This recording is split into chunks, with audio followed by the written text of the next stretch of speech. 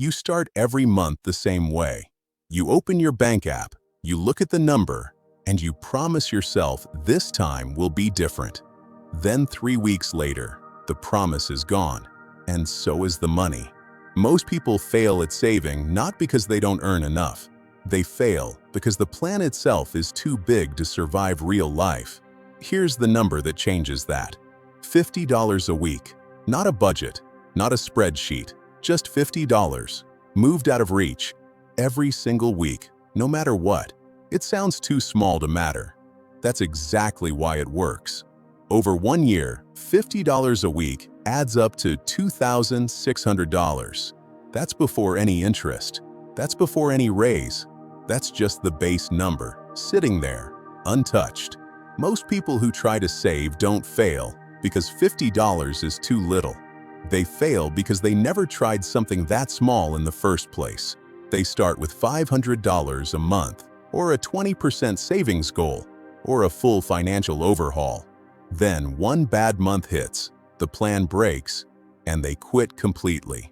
The $50 rule doesn't ask you to overhaul your life. It asks you to survive 1 week at a time. Here's the part most people get wrong about saving money. They think it's a math problem. It's not. It's a psychology problem. Your brain doesn't resist saving because the math is hard. It resists because big numbers feel threatening. A goal like save 20% of your income sounds like a sacrifice. It puts your brain on alert. It starts negotiating, finding reasons why this week is different, why the money is needed somewhere else. $50 doesn't trigger that response.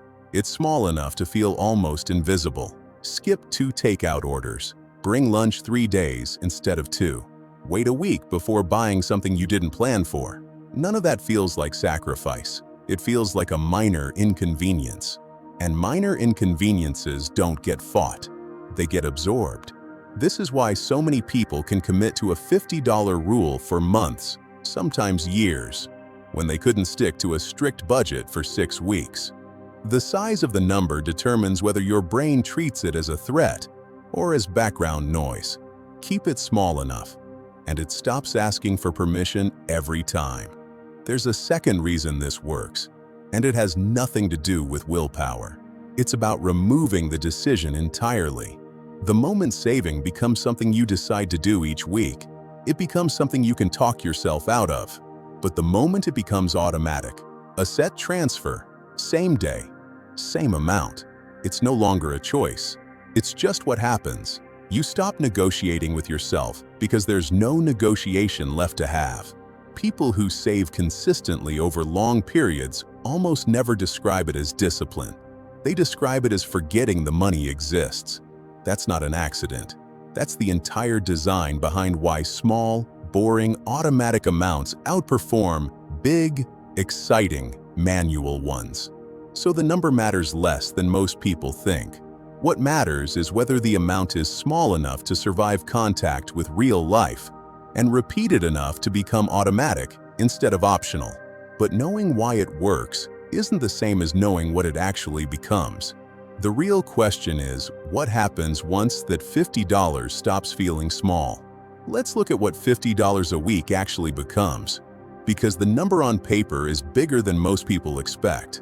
In 1 year, it's $2,600. In 5 years, without a single dollar of interest, it's $13,000. In 10 years, it's $26,000. And that's the version where the money just sits there, doing nothing extra. Put it somewhere that earns even a modest return, and the number changes again. At a simple 5% average annual return, that same $50 a week over 10 years grows past $33,000. Over 20 years, it crosses 6 figures. Not because the weekly amount got bigger, because time did the rest of the work. Here's the part almost nobody expects. For the first year or two, the growth looks unimpressive. The account barely moves.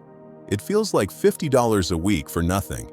This is exactly where most people quit. They check the balance, compare it to the effort, and decide it isn't worth it. But compounding doesn't work in a straight line. It works slow, then fast.